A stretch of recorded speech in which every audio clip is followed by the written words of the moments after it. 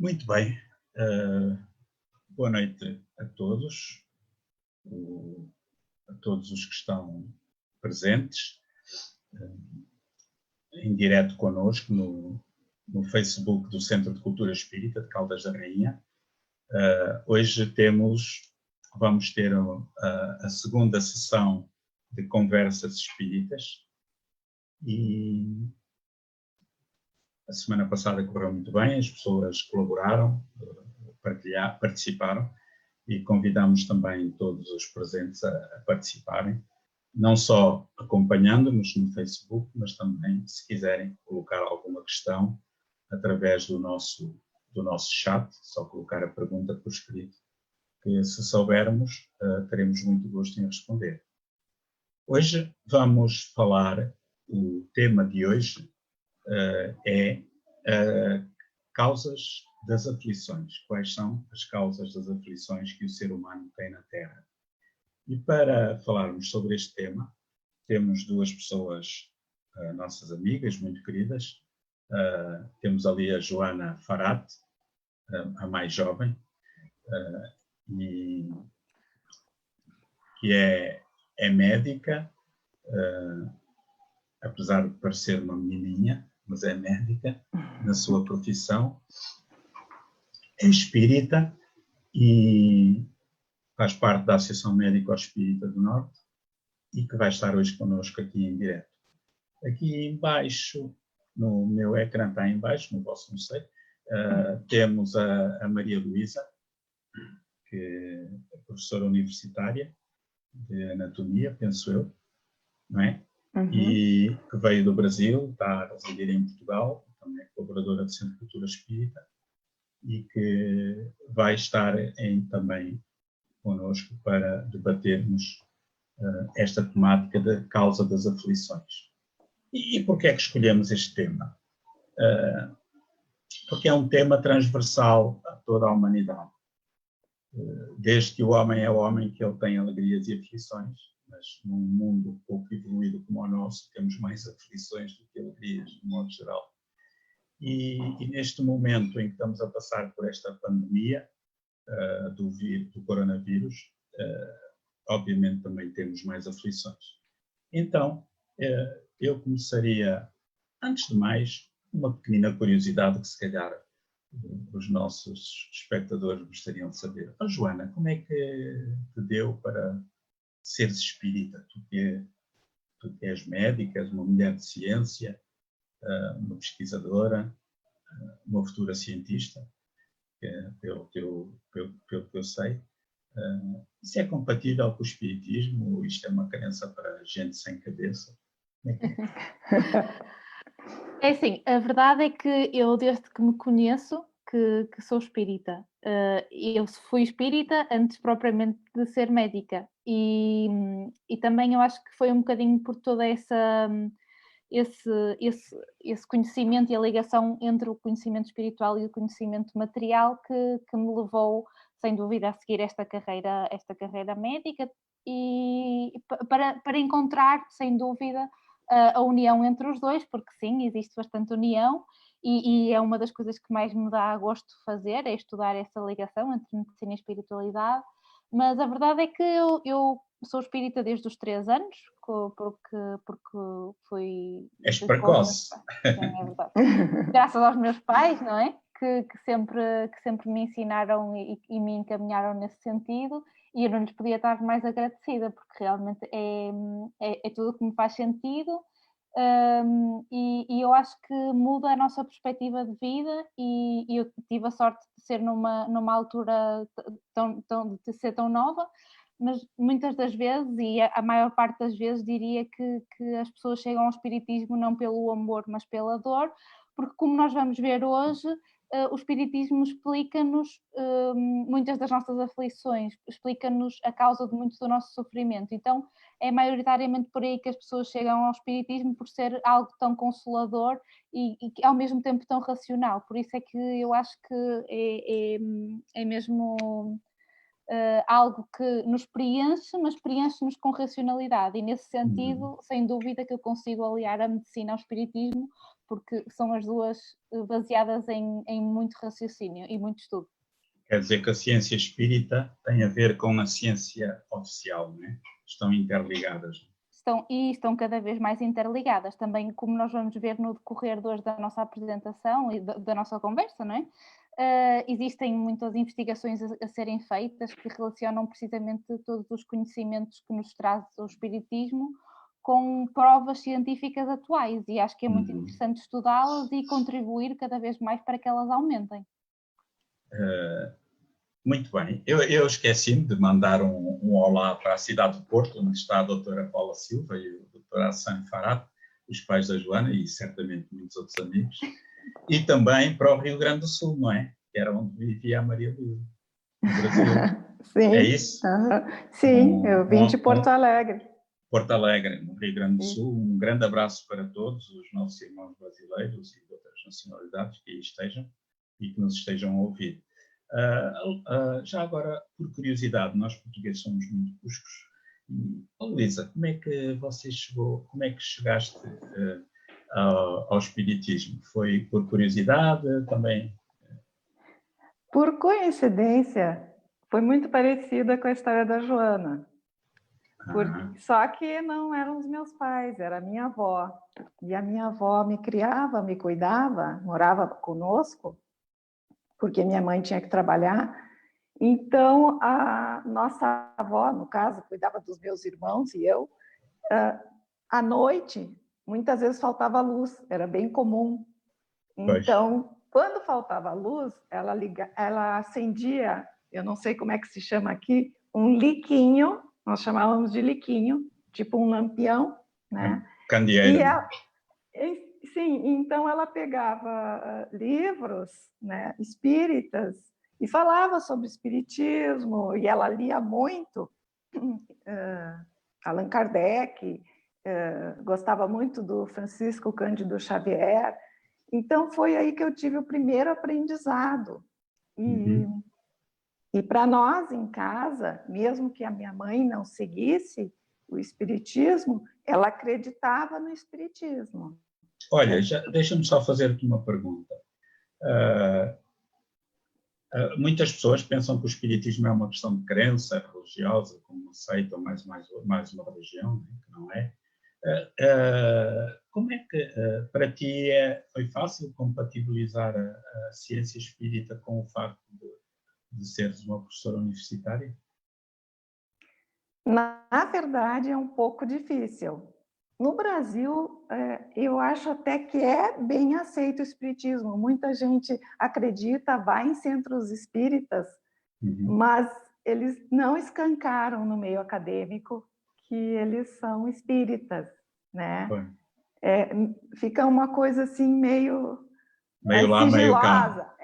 Exato. Mas eu creio que existe um movimento bem intenso que nós estamos vendo, né, em algumas universidades, principalmente as federais, em Minas Gerais, que está bastante claro que a pesquisa está sendo feita com o foco no espiritismo, mostrar cientificamente que é uma verdade, aliás, é a maior verdade, é a nossa realidade. Muito bem.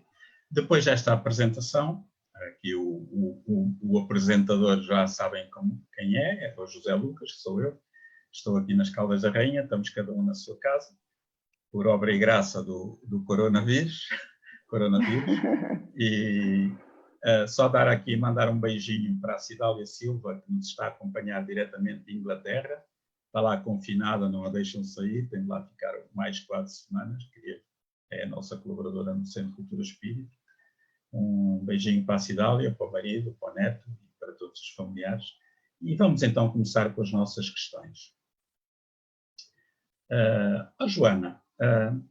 Joana Farad, uma questão que nos colocaram aqui: qual a verdadeira causa das aflições? Então, eu acho que podíamos começar por falar realmente de porquê é que nós sofremos, não é? Porquê é que nós temos tantas aflições, porquê é que a nossa vida, se calhar, é muitas das vezes mais pautada por momentos mais difíceis do que propriamente momentos mais alegres, não é? E a verdade é que o Espiritismo explica-nos muito o porquê das aflições, no sentido em que nos explica que nós somos seres imortais. Somos seres imortais e, como tal, quando a morte não existe, nós continuamos a viver quando morremos. A morte é apenas uma passagem para o outro lado da vida, que deixamos aqui o corpo material, mas continuamos com o nosso corpo espiritual. E falamos também da pluralidade das existências. Então, a partir daí... Já vamos falar nisso mais à frente. Né? Certo. A partir daí, nós conseguimos perceber que muitas das aflições, certo, podem advir daí, de outras existências, mas também não nos podemos esquecer que muitas das aflições vêm também de causas atuais, não é? Do nosso comportamento, dos males terrestres, de todas as coisas que nós vamos fazendo durante a nossa vida. Eu acho que... Contingências da vida, não é? Exatamente, porque eu acho que muitas das vezes, como para nós isto é tão lógico, às vezes caímos num sentido errado, em achar que tudo nos acontece por uma razão que aconteceu noutra vida, que aconteceu, enfim, que claro que também existem essas coisas e que vamos a falar mais à frente, mas a verdade é que se nós, por exemplo, formos egoístas, se nós fizermos mal a outra pessoa, é claro que se calhar não vamos estar rodeados das melhores pessoas, se calhar vamos estar mais desamparados, vamos passar por momentos mais difíceis, mas isso também foi muito pelo nosso comportamento atual e portanto acho que também é importante ressalvar esse aspecto. E fora as causas atuais, depois temos sem dúvida as causas passadas, que então iremos falar mais à frente. Então quer dizer, a verdadeira causa das aflições, pelo que eu percebi, está sempre em nós. Exatamente. Ou nesta vida ou em vidas anteriores, é isso? Sem dúvida. Acho que não resumiria melhor. E já agora vou pedir à Maria Luísa se pode continuar neste tema. Há uma outra questão que se coloca, que é ter conhecimento da doutrina espírita, destes com que estivemos a falar, muda a forma como encaramos o sofrimento ou não? É melhor, é pior? O que é que tu achas, Maria Luísa? É melhor toda a vida, porque há um entendimento e a partir do momento que vemos que a verdadeira vida é muito mais do que esse instante em que vivemos aqui, temos a responsabilidade de corrigi-los, os erros, né? Porque essas aflições são causadas por nós mesmos, seja nessa vida ou numa vida anterior.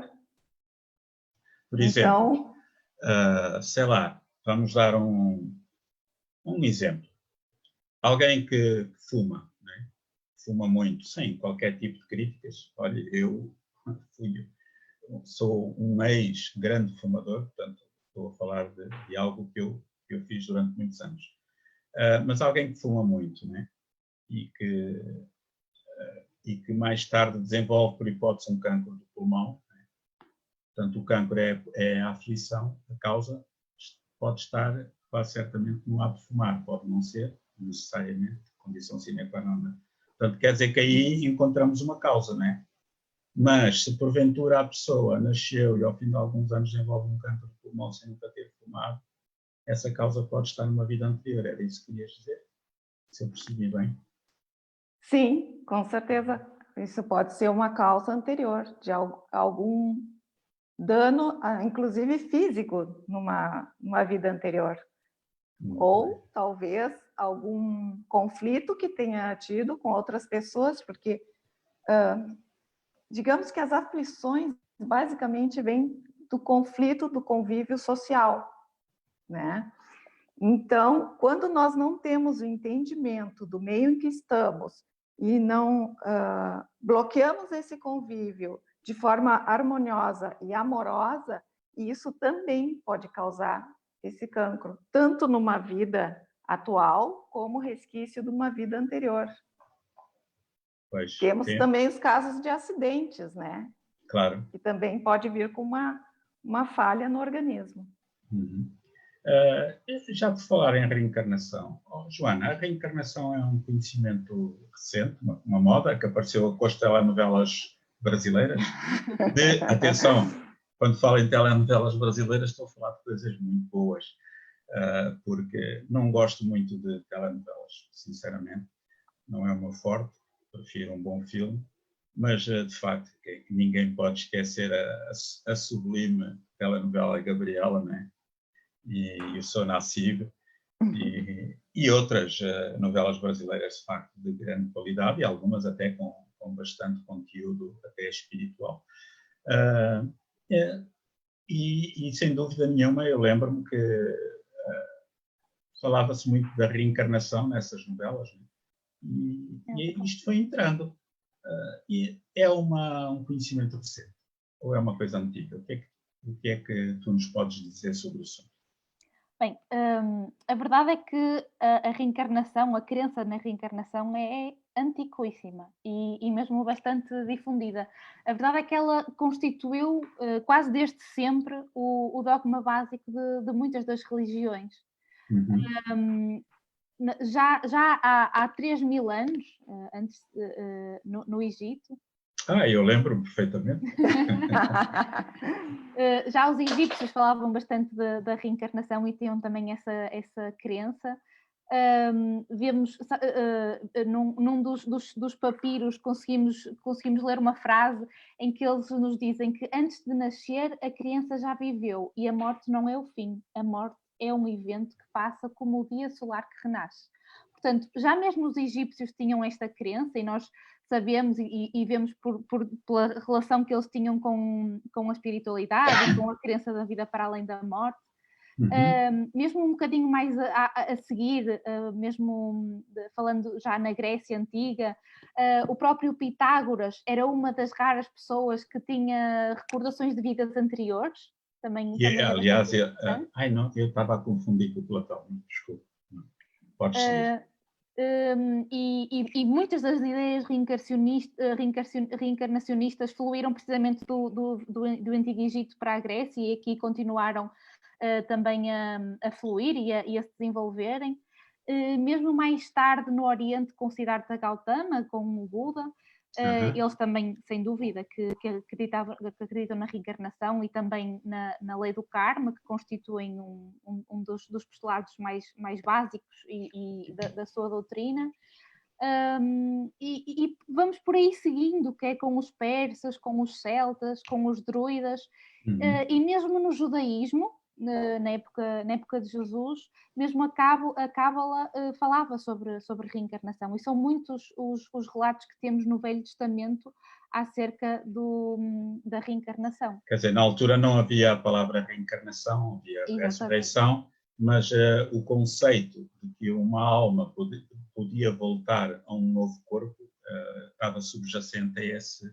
Aliás, eu tive a ver umas pesquisas da doutora Maria Júlia Pereira Pérez, uma médica da Associação Médica Espírita de São Paulo, aliás, uma médica que fez um trabalho notável e pioneiro de divulgação da medicina e espiritualidade no Brasil e no mundo também. Ela tem uma pesquisa muito interessante que 2/3 da população, mesmo atualmente, acreditam na reencarnação, sob o ponto de vista cultural, filosófico, ou até religioso, ou espiritual. Né? Portanto, quer dizer que, afinal, isto não é uma moda das novelas. Se é assim tão antigo, podemos encontrar a reencarnação na Bíblia, no Novo Testamento, no Antigo Testamento? Sem dúvida, sem dúvida. A verdade é que são muitas passagens, e que nós encontramos algumas passagens que nos comprovam, sem dúvida, a existência da reencarnação na Bíblia. Recordo-me de uma das passagens que eu vos vou contar agora, que foi quando Nicodemos, um senador da época dos judeus...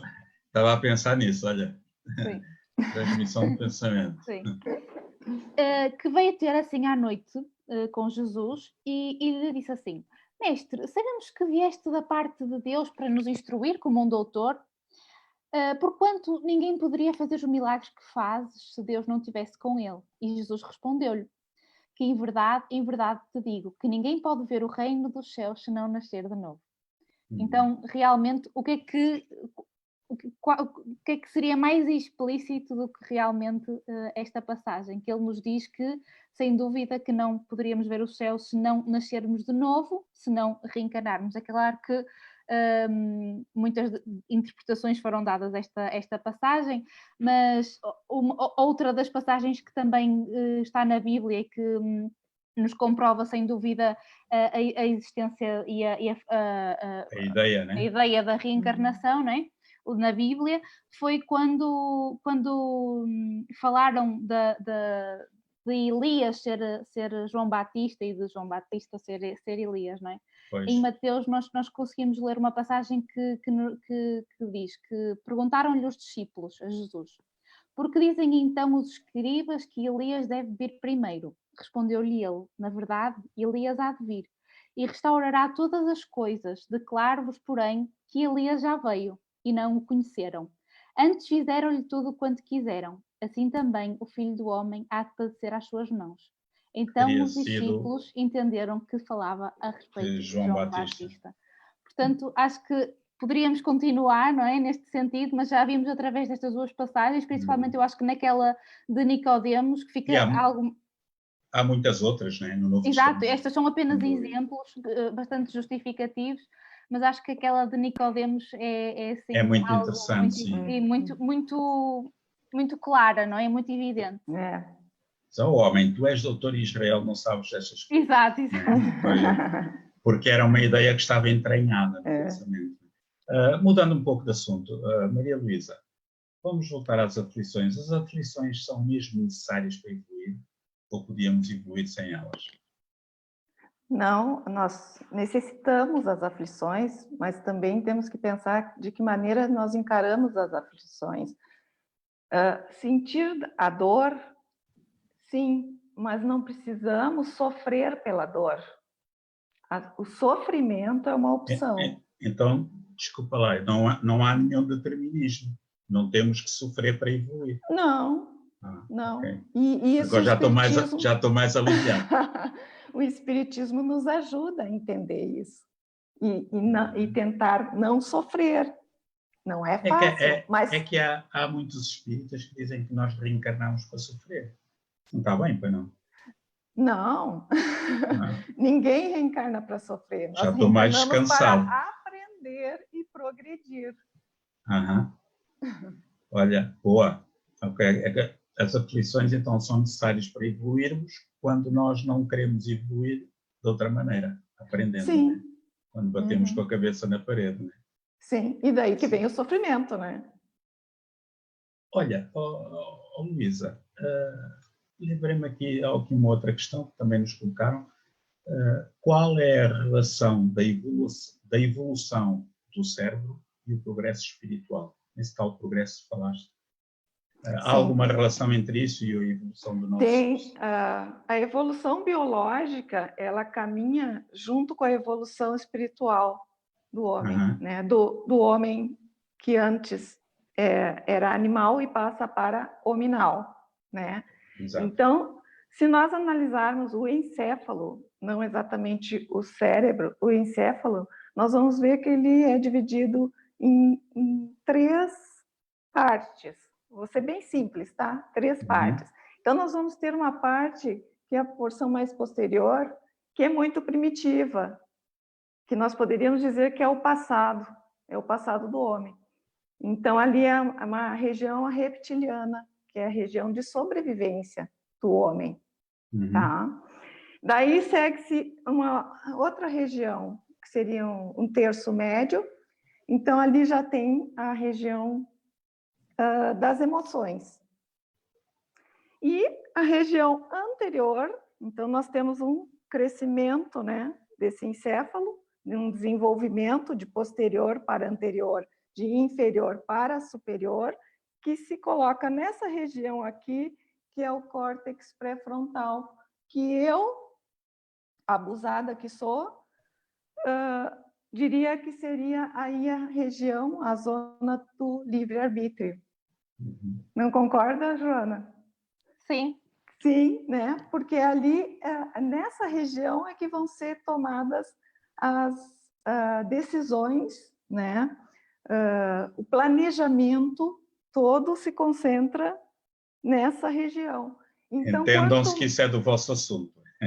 É do sim, então, o da vossa área. interessante é que os animais, os mamíferos, eles têm também o córtex pré-frontal, né? Mas nós temos mais desenvolvido do que eles. E isso tem tudo a ver com a evolução espiritual do homem. Evolução anímica, não é? Ao longo dos milhões de anos. Sim, sim. Interessante. E quando a gente vê que quando o homem se colocou bípede, né? Foi aí que possibilitou a fala. Uhum. Porque... Aliás, diz, desculpa. Sim, porque daí nesse momento ele desobstruiu o caminho, o aparelho fonador ficou livre, né? E ao mesmo tempo teve o desenvolvimento neural para a fala. Muito No bem. momento que ele começa a fala, ele interage com os outros socialmente. E aí ele começa a crescer, começam a aparecer os conflitos sociais tão necessários, né? Entre os indivíduos. Conflitos que não precisa exatamente ter essa palavra conflito, a gente... não muito necessariamente, forte. não é negativamente. Exatamente. Então, começamos a aprender com os outros. Do ponto de vista positivo. Okay. Isso. Eu queria só, perdão, fazer aqui um pequeno reparo, agradecer a gentileza do Pedro Ribeiro, de Braga, da Posso Conceição. só dizer uma coisa relativamente ao córtex pré-frontal? Pode, sim, senhora. Eu achei muito interessante o que referiu, e é engraçado como é que este conhecimento já remontava também, mais uma vez, à antiguidade. A antiguidade, não assim tão à antiguidade, mas sim ao Renascimento. Porque na Capela Sistina, se nós estivermos atentos, vemos que na imagem de Michelangelo, ele normalmente na sua arte escondia bastantes cérebros. Se nós estivermos atentos, conseguimos na pintura dele ver muito algo assim escondido. E a verdade é que na pintura da Capela Sistina, com o homem e com Deus, vemos que é precisamente através do córtex pré-frontal que se faz a ligação entre o homem e Deus. Então, deixava aqui este desafio para vocês depois procurarem, que é muito interessante. As coisas que estas duas sabem, meu Deus. Eu tenho uma irmã artista, Okay. Pois é, a Catarina, muito simpática. Temos aqui cumprimentos da Conceição Brito Araújo, do Cartacho, da Eurídice Hidalgo Del Pino, do Brasil, da Leonor Leal, de Alcobaça, e a Zaida Machado deixou-nos aqui uma questão. Será que conseguimos aprender com os sofrimentos devido a uma vida anterior, se nesta vida não nos lembramos do que fizemos? Isto é, esta pergunta é muito inteligente. É muito importante falarmos sobre isso. Portanto, se nós estamos a expiar algo que fizemos numa vida passada e se não nos lembramos disso, como é que podemos aprender? Uma de vocês quer pegar nisso, ou as duas? Eu posso começar. Força. Pronto. Foi uma questão super bem colocada. E sem dúvida que nós, quando aqui estamos, não nos lembramos do que aconteceu. Mas a verdade é que se realmente isso é assim feito, é porque terá alguma razão por trás. E que se nós pensarmos, a verdade é que essa lembrança podia trazer inconvenientes gravíssimos, não é? Porque, no fundo, acarretaria uma inevitável perturbação das relações sociais. No sentido em que, por exemplo, o espírito que renasce para refazer as suas faltas, nasce, por exemplo, num seio de uma família em que já viveu e que tem algumas dificuldades, algumas faltas para restabelecer, para, enfim, para crescer. Eu estava precisamente a pensar nisso. Imagina, por exemplo, que tu Exato. Tinhas sido morta pelo teu pai numa vida anterior, né? E agora reencarnaram juntos para se acertarem, né? A verdade é que se nós nos lembrássemos da situação pretérita, o que estaria ali em causa era mais uma vez aquela falha e não propriamente a nossa mudança de atitude. E era difícil. E se nós nos lembrássemos como é que se iria ultrapassar o ódio, como é que se iria ultrapassar aquele sentimento de repulsa, assim, não nos lembrando do que aconteceu, temos os dois a oportunidade. Um quer de perdoar, outro quer de se resgatar, sem propriamente se lembrar do qual a causa daquele restabelecimento de contas, diremos assim. Uhum. E será muito mais fácil e muito, muito mais possível de restabelecer essas más tendências de progredir.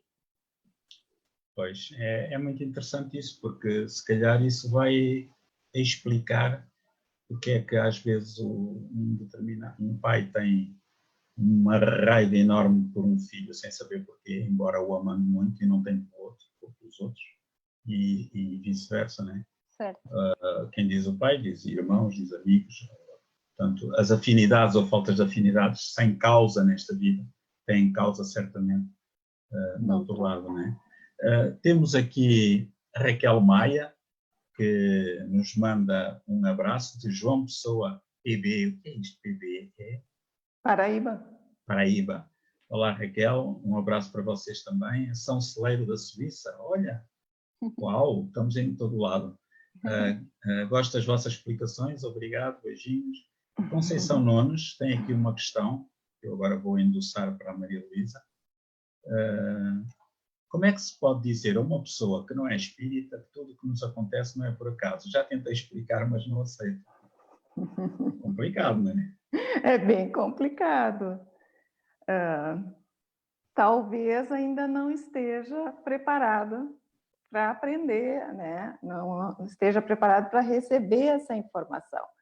Tem que ser com muito carinho e tentando,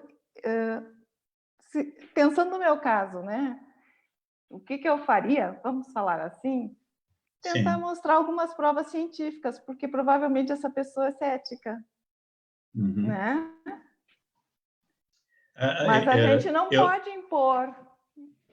Eu lembro-me de um conselho que Allan Kardec deixa no livro dos Médiuns, que é um livro que tem a parte científica do espiritismo, a parte experimental, onde ele dá um conselho aos espíritas: não queiram fazer dos outros espíritas. Primeiro, ajudem-nos a ser espiritualistas.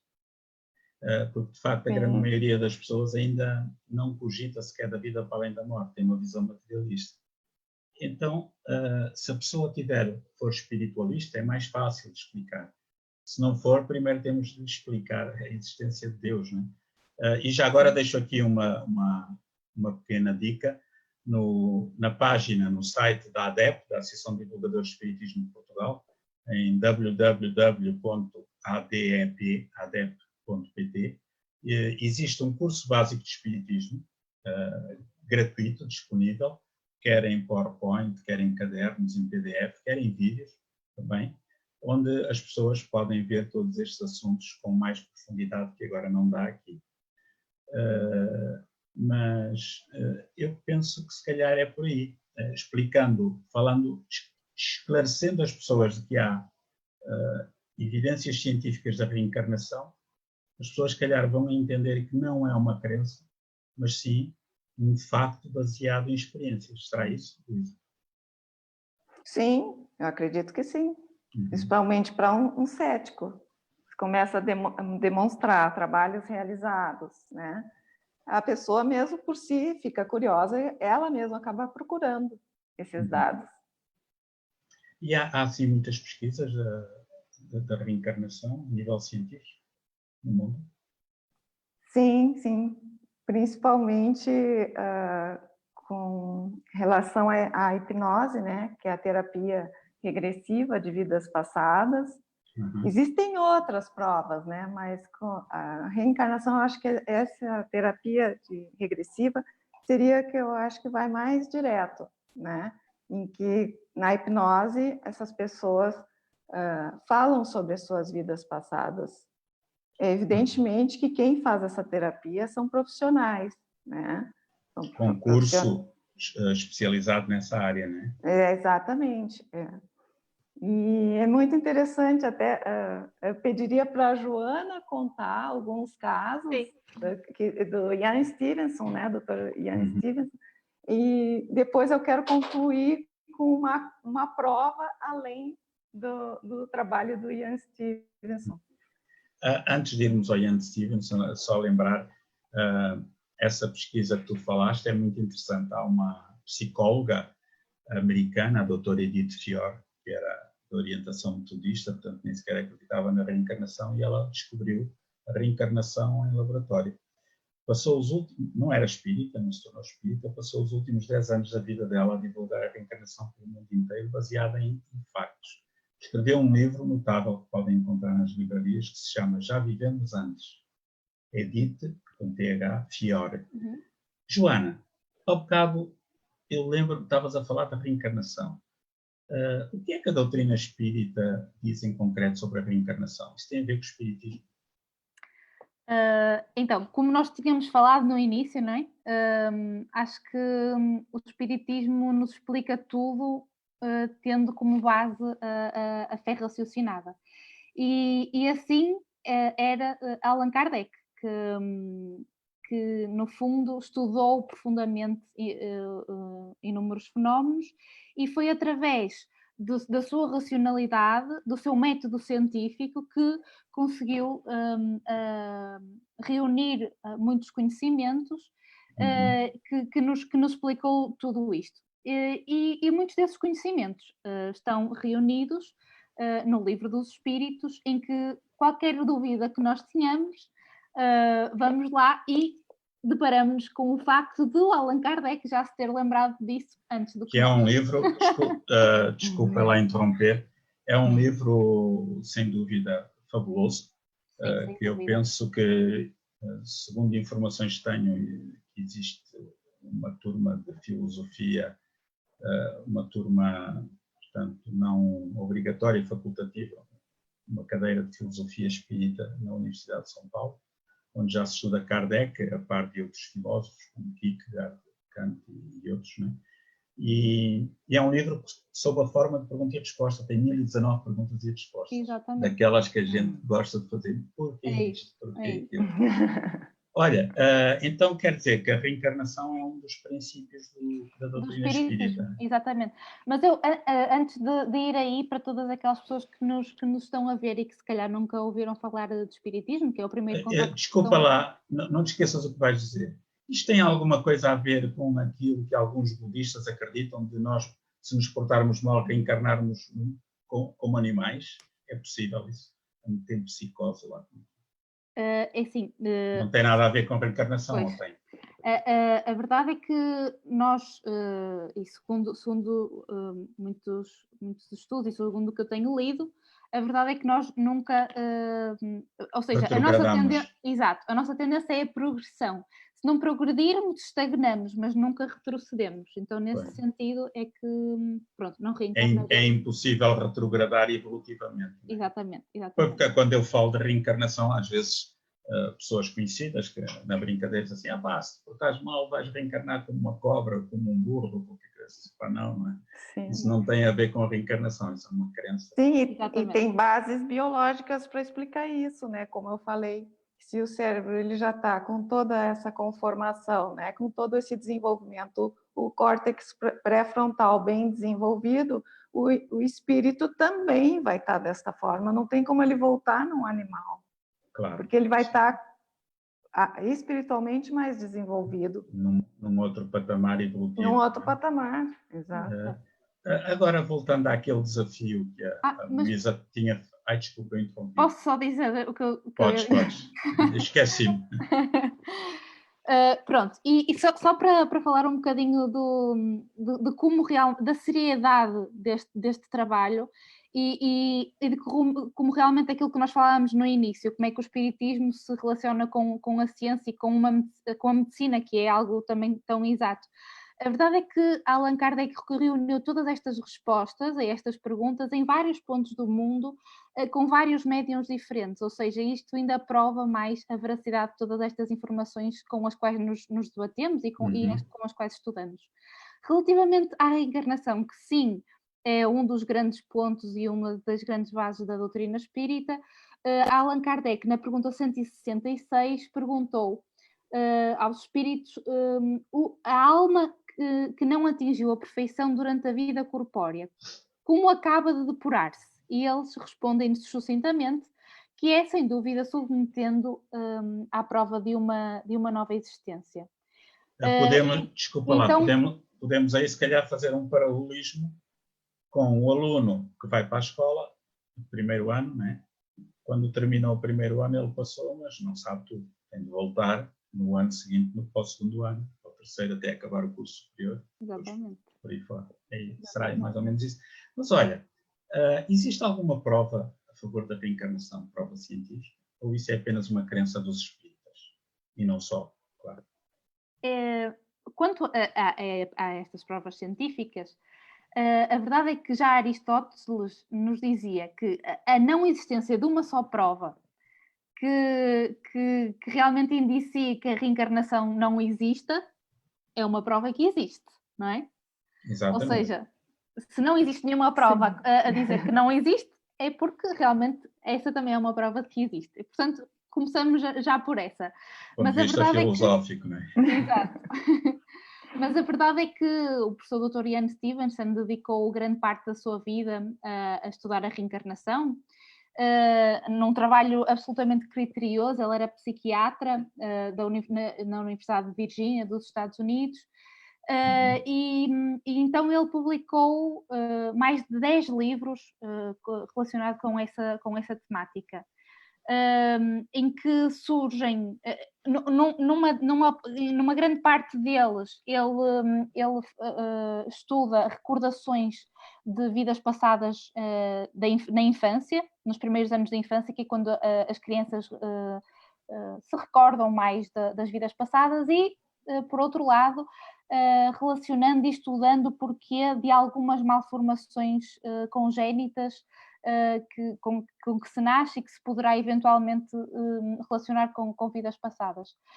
Tendo em conta o primeiro exemplo que eu falei, as recordações espontâneas e vidas anteriores, eu, se me permitissem, iria contar um caso bastante interessante em que é um deles que ele refere, porque ele descobriu o caso, ia até ao sítio, estudava tudo o que havia para estudar acerca daquele caso e depois ia à época em que a pessoa se dizia lembrar ter vivido e tentava comprovar todas essas informações.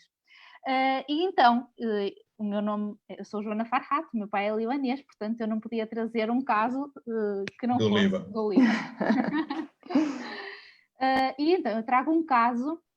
Já agora uma pequena curiosidade, né? Vou ter aqui uma inconfidência, mas a Joana casou há pouco tempo no Líbano. É verdade. É verdade, sim, um padre ortodoxo muito giro. Não era ele que era giro, eram as vestimentas. É verdade. Eu ainda me ofereci para fazer o casamento, mas ela não quis para os meus avós, mas eu tenho a certeza que os meus avós também gostariam. Certamente. Então, o caso que eu trago é de um menino que nasceu em 1910, num pequeno povoado perto de Beirute, da capital do Líbano. Então, quando ele começou a falar, ele repetia insistentemente que na vida anterior se tinha chamado Charlab e que vivia em Quarnat, que era uma de outras terras que estava a dezenas de quilómetros da sua localidade atual. E nessa época ele nunca sequer tinha saído da sua terra natal, ou seja, ele nem conhecia as terras propriamente lá à volta. No entanto, ele dizia que tinha sido pedreiro e que tinha emigrado para o Brasil, onde foi assassinado.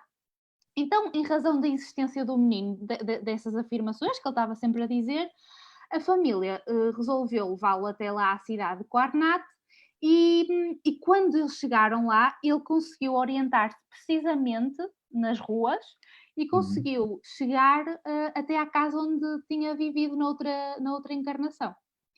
Então, a verdade é que quando viu uma senhora lá nessa casa, ele disse-lhe que ela tinha sido a sua esposa. Olhou para os filhos e reconheceu os filhos que tinham sido dele e até disse os nomes corretamente. No início Coisa fantástica, não é? Sim, no início foi um choque para todos, claro, não é? Mas depois estabeleceu-se uma relação muito forte entre essas duas famílias. Anos mais tarde, depois daquele primeiro encontro, surgiu um problema com limites de terrenos. E a verdade é que a ajuda dele foi fundamental para essa resolução. Acontece que na outra encarnação ele tinha deixado uns terrenos aos filhos. Só que esse terreno tinha sido comprado, o terreno contíguo a esse terreno que ele tinha deixado, foi comprado para a construção de um colégio. E os proprietários desse terreno estenderam mais o terreno do que era suposto, e até que a situação foi parar ao tribunal, e ele serviu como testemunha porque disse que na outra vida, quando ele comprou o terreno, tinha enterrado várias estacas a demarcar o terreno, só que entretanto ficaram tapadas com a terra e com um arbusto.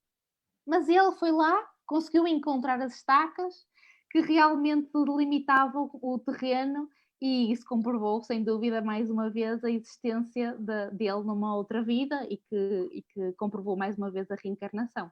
Muito interessante. Luísa, querias dizer alguma coisa relativamente a este tema? Sim, que é bem interessante quando Tinhas um caso para contar, era?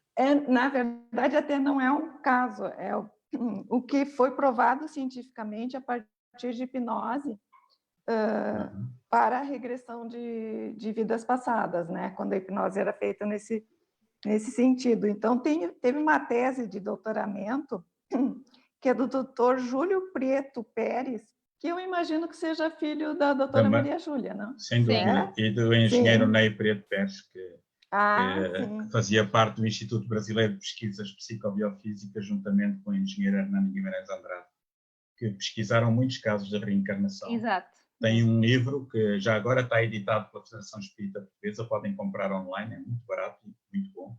Se chama Reencarnação no Brasil, onde ele apresenta 8 casos científicos.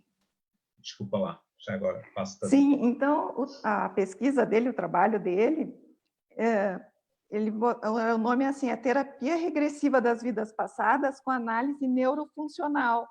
Então, qual que era o objetivo dele? Verificar a área do cérebro, quando a pessoa estava em hipnose, que estava ativa, para ver se aquilo era uma memória ou se era uma criatividade, uma mentira. Imaginação, não é? Imaginação, exatamente. Então, quando ele fez essa análise, o que ele viu? Que a área que estava ativada era da memória, era puramente memória. Quer dizer, e na parte criativa não estava ativada. Quer dizer, essa pesquisa foi feita com equipamentos, salvo erro, PET, né? Positron Emission Tomografia por emissão de positrões, e quando a pessoa entrava em estado de regressão de memória, as zonas do cérebro que eram ativadas eram as da memória e não as da criatividade, né? E assim ele demonstrou experimentalmente que a pessoa não estava a imaginar, mas a recordar algo. Sim, inclusive ele é especialista em neuroimagem, ele tem muito conhecimento nessa área. Muito interessante. Eu tenho aqui mais interação do público. Boa. Dulce Mary, olha a Dulce Mary, uma amiga bem bonita da Nazaré. Olá, Dulce, obrigado por tudo e pelo vosso carinho. A Carmen Silva também nos manda aqui uma pergunta muito interessante. Os receios nesta vida atual, portanto, uma pessoa que tem receios infundados, né, podem ser derivados de sofrimentos em vidas passadas. Por exemplo, alguém que tem claustrofobia ou alguém que tem medo das alturas, por hipótese, isso pode ter que não tenha uma causa nesta vida, pode ter uma causa numa vida passada, sei lá, alguém que se recusa a entrar, por exemplo, no elevador. Pode sim, senhora. E também, não sei se posso responder eu. Qualquer uma, as duas ao mesmo tempo. Ainda relativamente ao que vocês estavam a falar do Dr. Júlio Pérez, ele também reuniu alguns casos de terapias de vidas passadas, e há um caso em que há um rapaz, era o Pedro, que provavelmente é um nome fictício, mas ele tinha 25 anos quando recorreu ao consultório dele, porque ele já não conseguia lidar com reações de pânico que eram desencadeadas por qualquer ruído assim mais violento, ou por foguetes, ou ruídos que se assemelhassem. E isso já estava a ter implicações graves no seu dia-a-dia e estava a ser bastante limitante.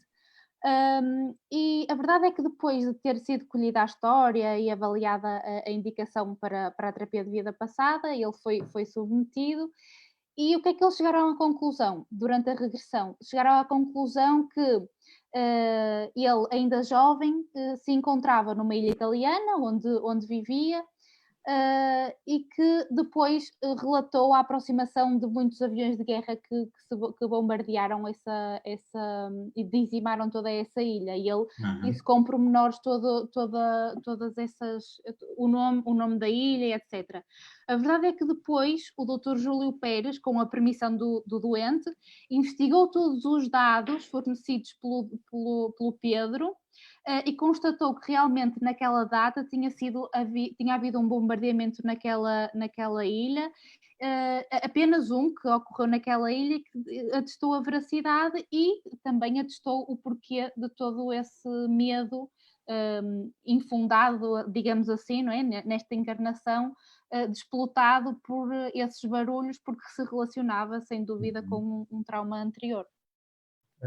Se eu bem percebi, quer dizer, então, quando nós vimos com um trauma de vida passada, é como se trouxéssemos as emoções mal arquivadas, e o processo de regressão de memória permite-nos abrir a gaveta das emoções, das lembranças, arrumar tudo muito arrumadinho, fechar outra vez. É mais ou menos isso, não é? É claro que também existem algumas fobias, não é? Que são adquiridas na vida presente. Sim. Tal como nós estávamos a falar no início, não é? Não podemos generalizar tudo que foi noutra vida e que realmente esse medo foi de outra vida, porque também podem ter sido traumas na nossa infância, enfim. Sem dúvida. Os psiquiatras estudam bastante isso, mas não generalizando também pode ser uma causa.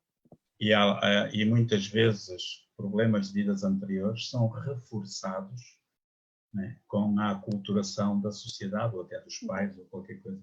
Exatamente. Temos aqui, está ao rubro aqui o nosso chat.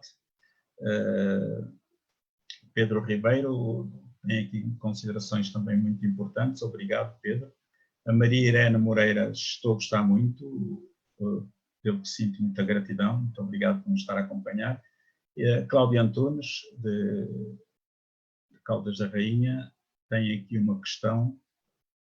Temos que evoluir aqui na Terra ou podemos evoluir, reencarnar noutros planetas? Se sim, lá também há sofrimento? Luísa, queres responder à Cláudia? Não sei se... Portanto, vou repetir a pergunta. Temos que evoluir aqui na Terra ou também podemos evoluir noutros planetas? Se podemos evoluir noutros planetas, lá também há sofrimento ou é diferente aqui? O que é que a doutrina espírita nos diz sobre isto? É uma escola, não é? Mais ou menos como mudar de escola. E a gente tenta aprender o mesmo, não é? Estou? Não sei se queres responder tu, se responde Pode sim, pode reencarnar em outro planeta, né? Que esteja no mesmo nível evolutivo necessário para a pessoa progredir.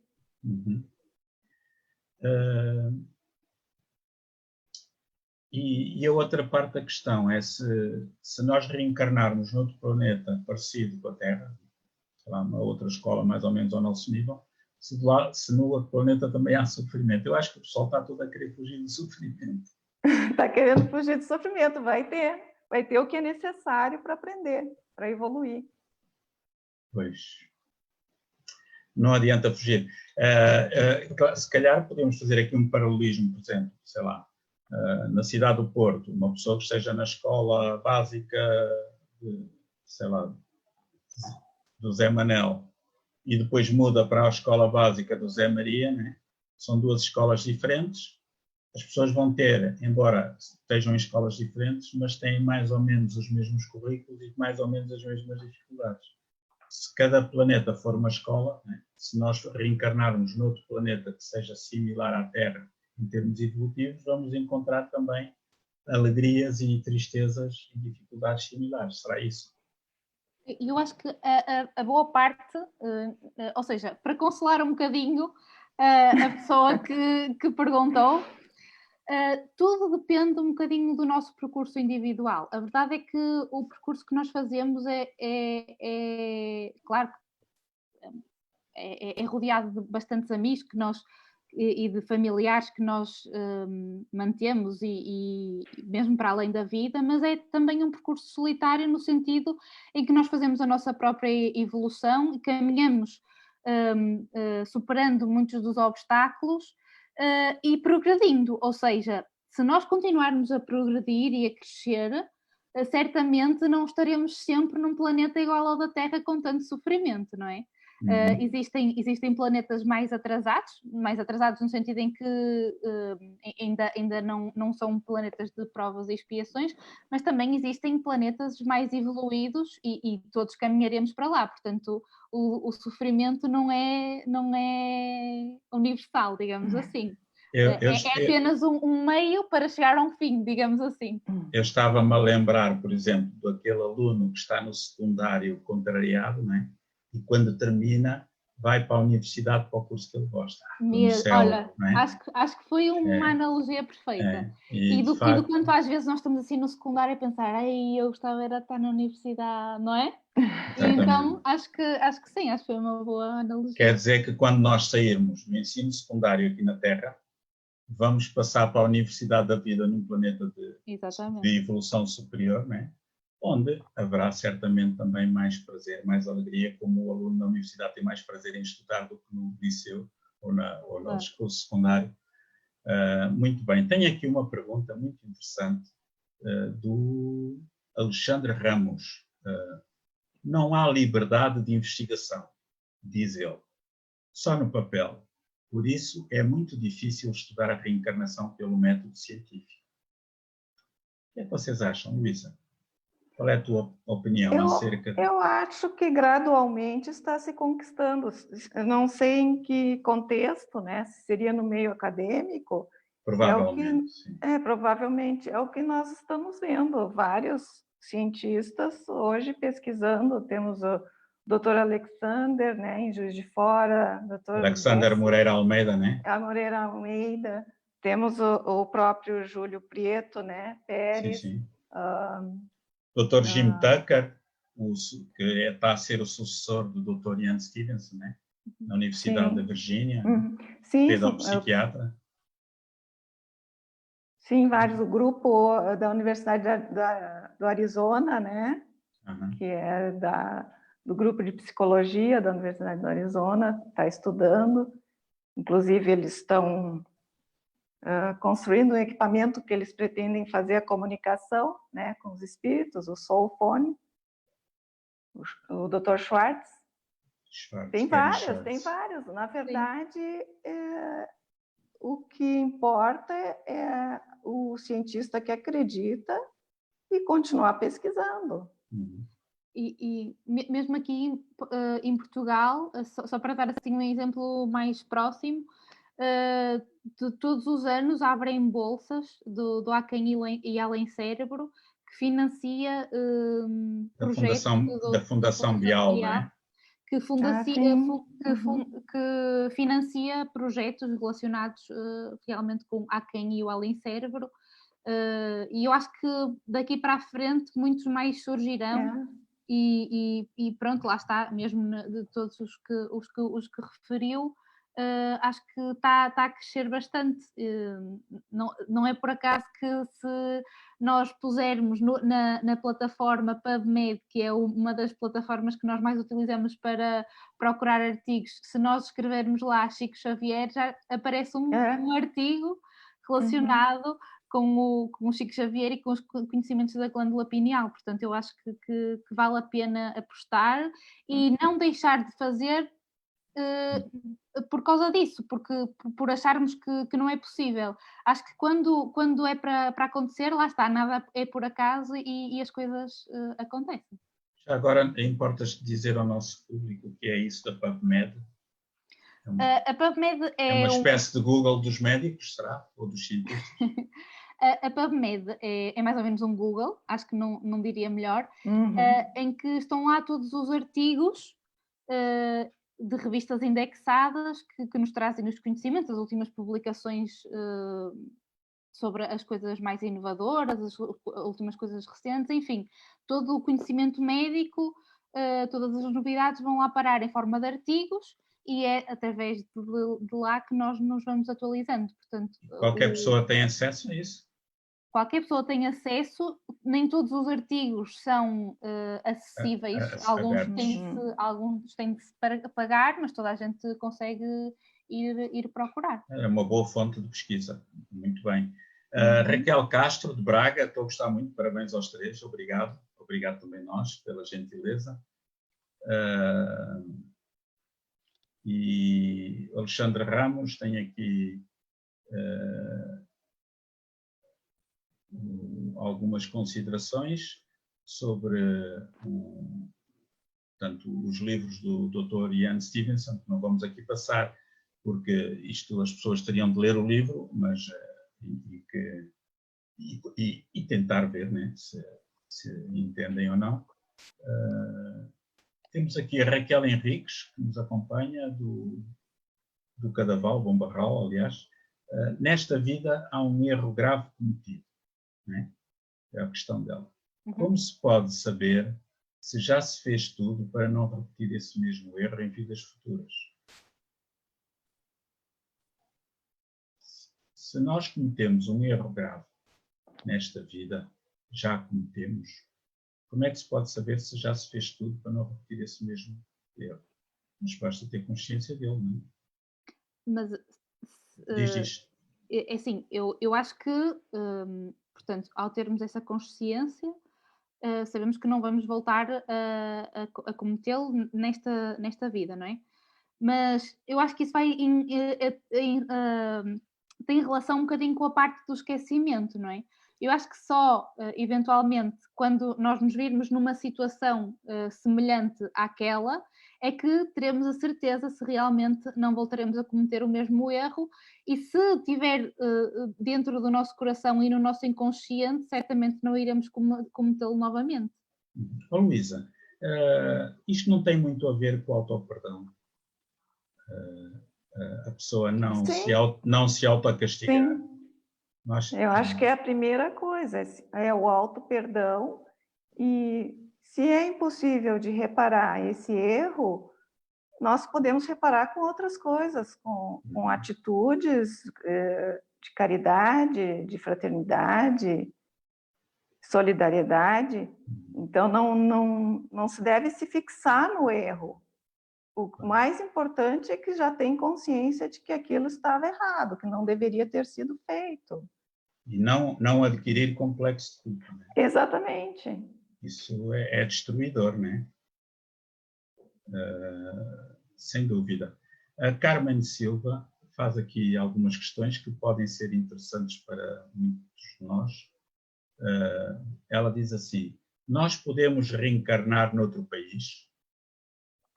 Ou em outras famílias? Ou a reencarnação normalmente ocorre sempre dentro da mesma família? Queres responder, Luísa? Já passo depois à Joana. Joana, pode começar. Não, eu espero. Portanto, nós podemos reencarnar noutro país, noutras Sim. famílias, ou a reencarnação é sempre na mesma família? Sim, porque vamos pensar assim, na verdade, a verdadeira vida quando pensamos, né, no Espiritismo como a verdadeira vida, algo tão amplo, então a nossa família é muito grande. Ela não é só esse núcleo que nós estamos convivendo agora, nesse momento. Pode se repetir o mesmo núcleo, mas isso não quer dizer que não tenha participado de outras famílias. Uhum. E que pode, inclusive, ser de outros países. Então, se assim for, não faz nenhum sentido existir a xenofobia, quer dizer, aquela aversão a outros povos. Epá, eu detesto os russos ou detesto os americanos, que eu posso reencarnar como russo ou como americano, se isso for útil para a minha evolução. Sim, e inclusive nós acabamos de falar que pode reencarnar no outro planeta. Pois, sim, também. Então, fica aqui esclarecido que podemos reencarnar noutros países, inclusive, diz Joana, ias a dizer, não, eu esqueci. É engraçado que também existem alguns casos descritos por o Dr. Ian Stevenson, de, por exemplo, crianças que nasceram a saber falar outra língua, Caso de xenoglossia, não é? Não é bem. Não? No sentido em que...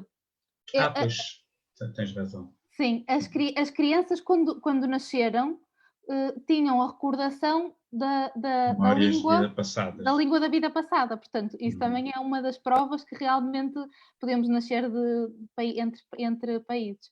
E relativamente à família e à família, à diferença entre a família espiritual e a família corporal, já mesmo Jesus nos dizia, não é? Quem é minha mãe, quem são meus irmãos. Portanto, ponto 1, não tem de ser sempre a mesma família, não é?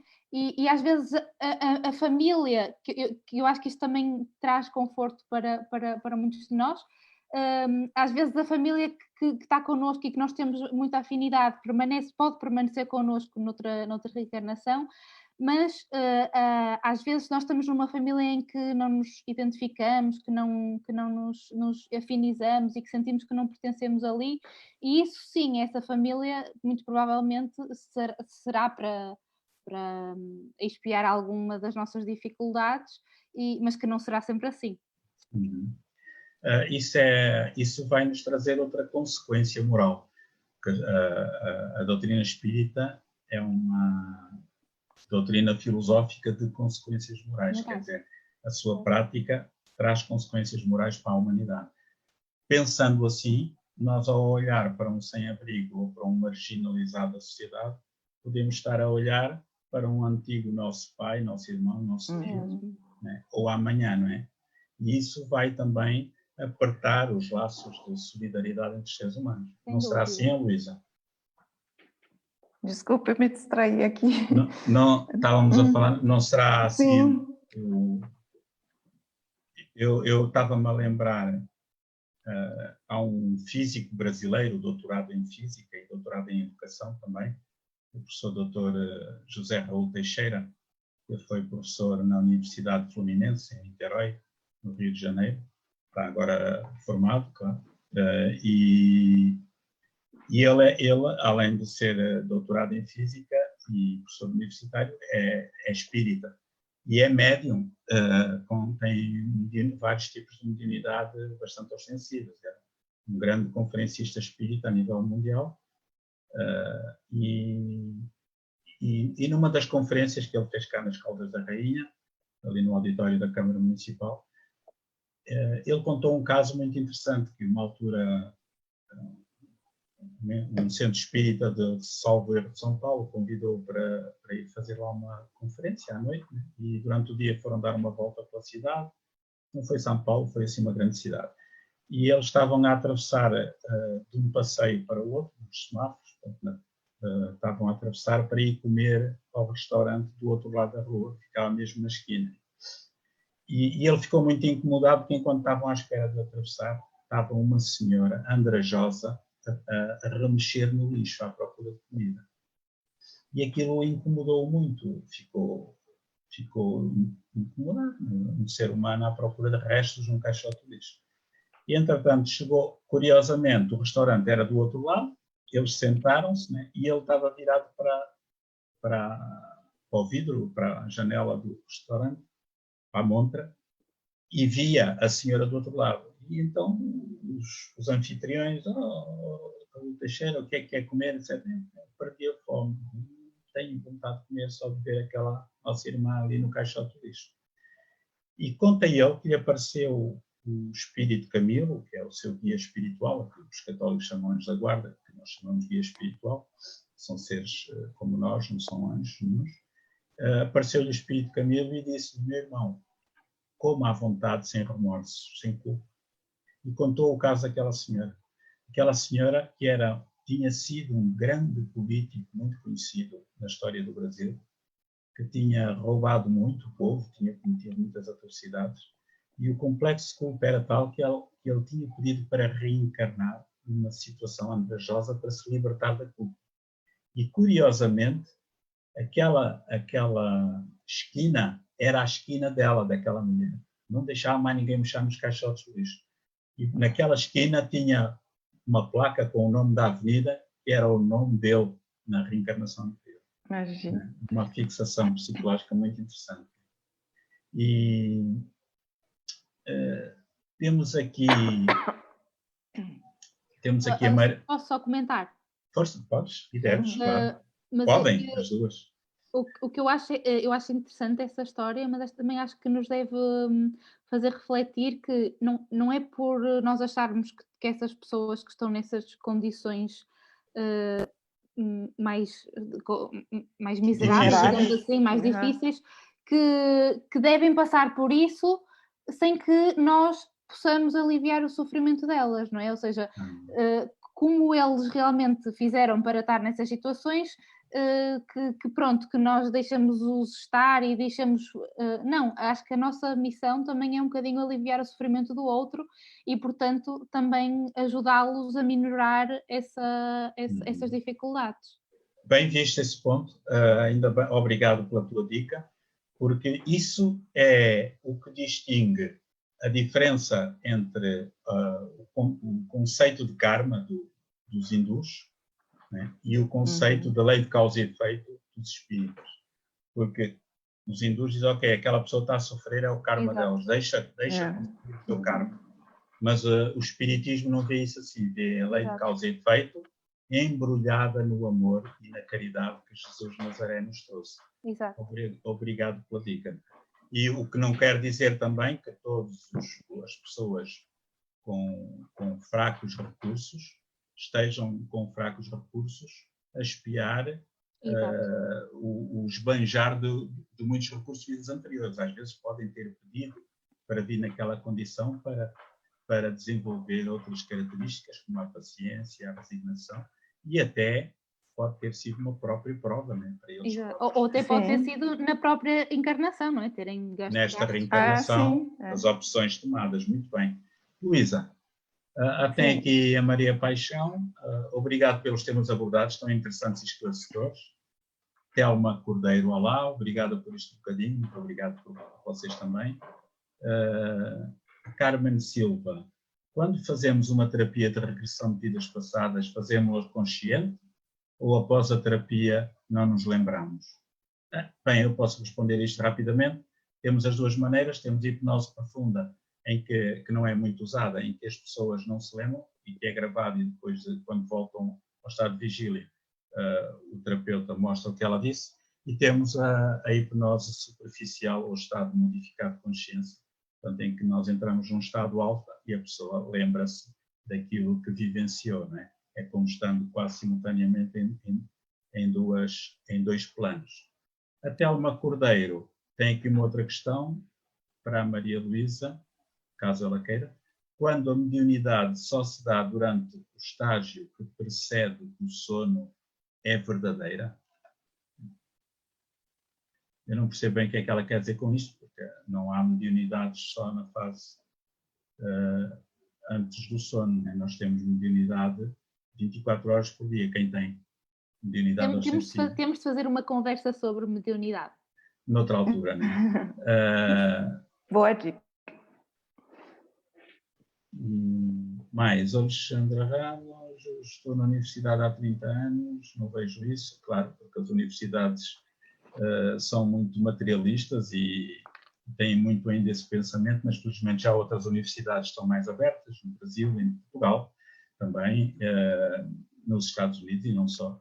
Aliás, a Fundação Bial já, como disse há bocado a Joana Farad, a Fundação Bial já patrocinou mais de 1000 bolsas de estudo, que é, de facto, um trabalho notável do Dr. Luís Portela, do médico que encabeçou esse notável trabalho em Portugal, pesquisando as áreas fronteiriças do espírito, e atualmente a Fundação Bial está a financiar, é uma das patrocinadoras do trabalho do pedopsiquiatra Dr. Jim Tucker, que está a fazer pesquisa em reencarnação, continuando o processo metodológico do Dr. Ian Stevenson.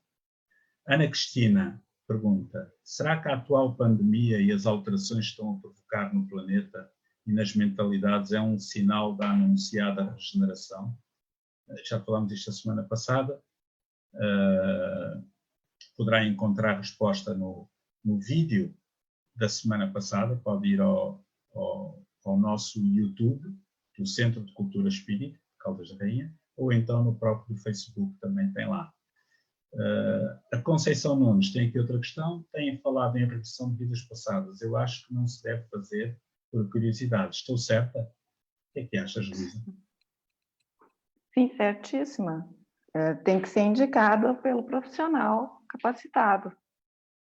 Sim, mas se eu for a um médico e dizer, olha, eu quero saber se fui rei ou rainha noutra vida. Não, de maneira alguma, não é para tirar a curiosidade. É usado como forma de tratamento de Sim. algo que não se é detectado no momento, né? E que talvez tenha sua origem numa vida passada. Portanto, a regressão de memória só deve ser utilizada com fins terapêuticos. Fins terapêuticos. Quando a pessoa tem uma fobia, uma dificuldade que não consegue superar, não é? Sim. Ok.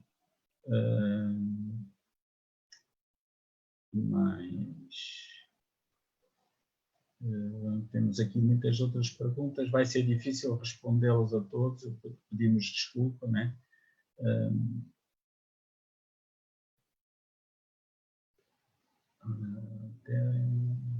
Boa noite a todos, etc. Passamos do horário, já nos estão aqui a dizer que já passamos do horário, estamos quase a terminar. Obrigado pela partilha. Bem, tem aqui outras perguntas que nós vamos ter de Telma Cordeiro, diz aqui obrigado a Joana, essa observação foi muito esclarecedora, aquela dos sem-abrigo.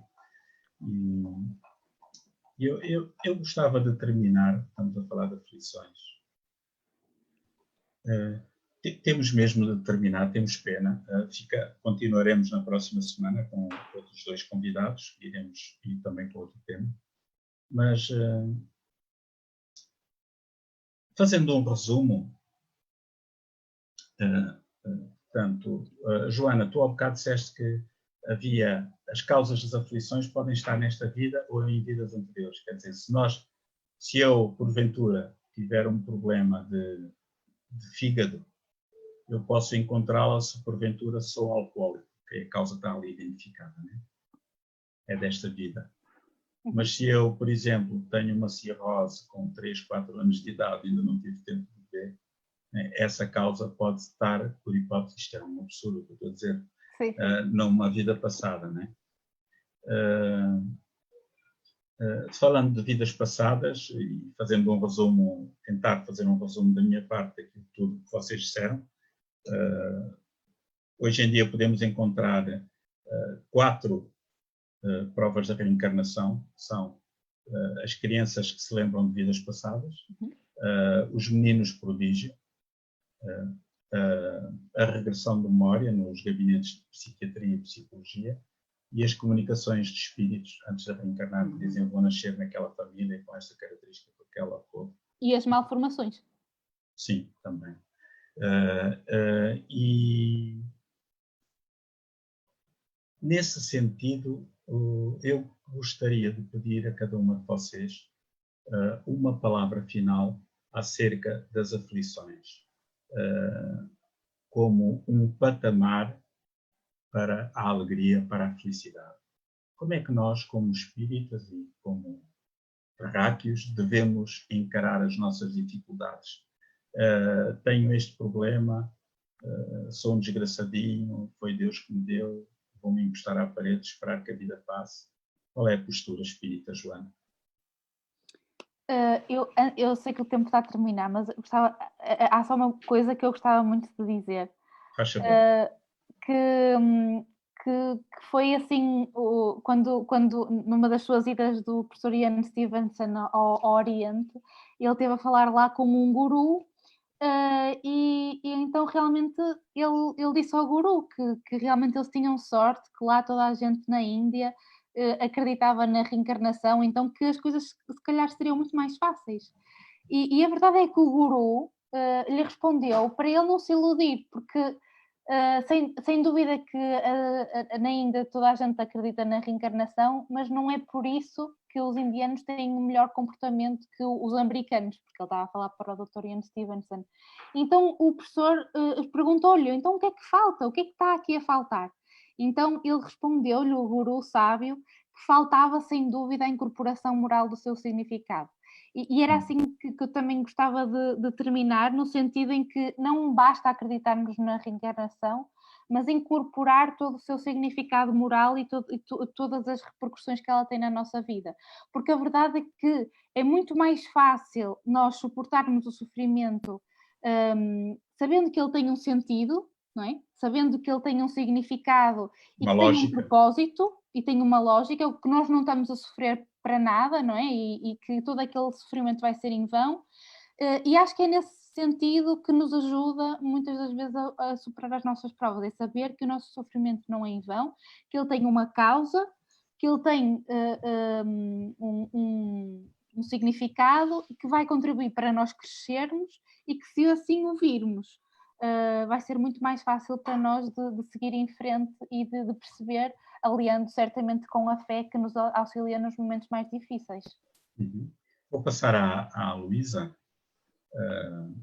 Luísa, há pouco, a meio da nossa entrevista, dizias que ninguém reencarna com o objetivo de sofrer, né? Mas sim de evoluir intelectual e moralmente. Se esse é o desidrato da vida, de acordo com a doutrina espírita, que mensagem é que tu podias deixar aos nossos internautas de esperança, de ânimo realista, nestes momentos difíceis que estamos a passar? Para começar, que tudo passa, pode acreditar.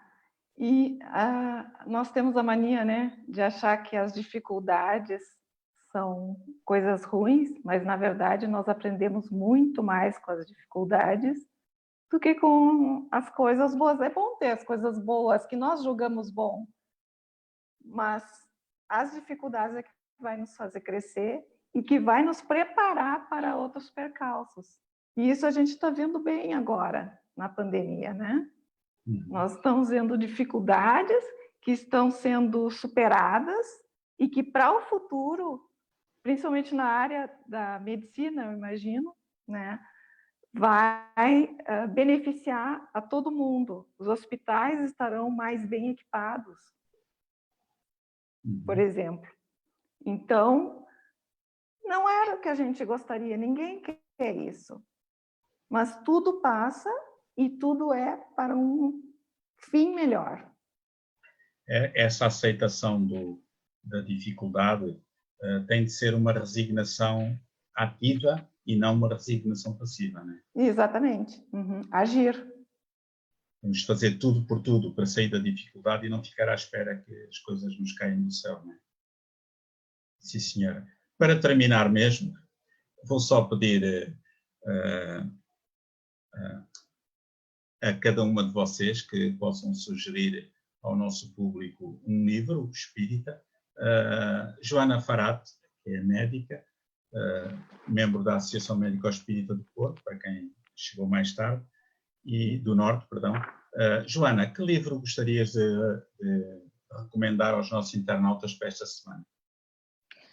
Então, já que estivemos a falar sobre reencarnação, tu há pouco também o referiste, eu recomendava o Reencarnação no Brasil, por Hernani Guimarães Andrade, que tem tudo a ver com o que nós estivemos a falar aqui hoje. Para além disso, também muito interessante, que chama-se Reencarnação como Lei Biológica, que é do Dr. Décio Iandoli, que também é bastante interessante e fala sobre muitos destes temas e muitas destas reflexões. Quem quiser comprar estes livros poderá pedir à Federação Espírita Portuguesa, pelo comprar diretamente no site, preços baratíssimos, preços de capa, de 7, 8, 9, 10 euros, uma média 6, 7 euros cada livro, porque o objetivo não é o comércio, em www.feportuguesa.pt, ou então pesquisar no Google Federação Espírita Portuguesa e eles enviam pelo correio. Faria a mesma questão à Maria Luísa, que é professora universitária de Anatomia, que veio de Porto Alegre, do Rio Grande do Sul, vive em Portugal. E, Maria Luísa, que livro tu gostarias de aconselhar aos nossos internautas para esta semana? Para quem está começando no Espiritismo, para começar o Livro dos Espíritos do Allan Kardec. É muito importante, muito esclarecedor. E é um livro que utilizamos para toda a existência, digamos assim, né? E um outro livro que eu acho interessante, que vai falar sobre justamente as casas mentais, é o livro do André Luiz, No Mundo Maior, psicografado pelo Francisco Cândido Xavier. Eu acho que vale a pena. Ok, ficam aqui estas 4 sugestões.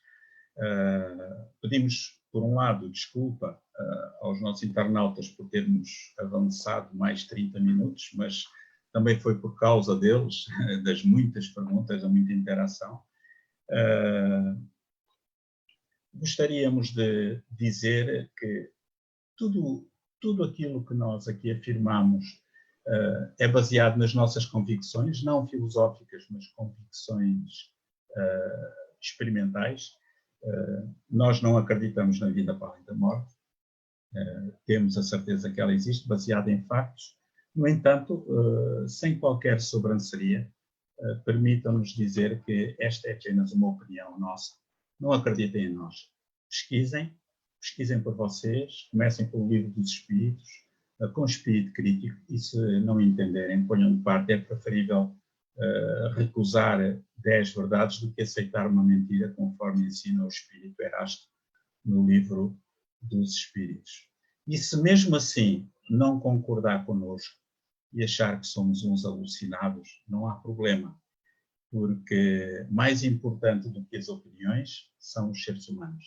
As nossas opiniões são passageiras, mudam com o tempo, e nós somos imortais e um dia havemos de nos cruzar, sabe-se lá onde, mais cedo ou mais tarde. Muito obrigado a todos e até 2 a 8 dias, se Deus quiser, com um novo tema, com novos convidados às 21 horas no Facebook do Centro de Cultura Espírita de Caldas da Rainha. Muito obrigado à Joana Fará. Boa noite a todos. E à Maria Luísa. Obrigada, boa noite.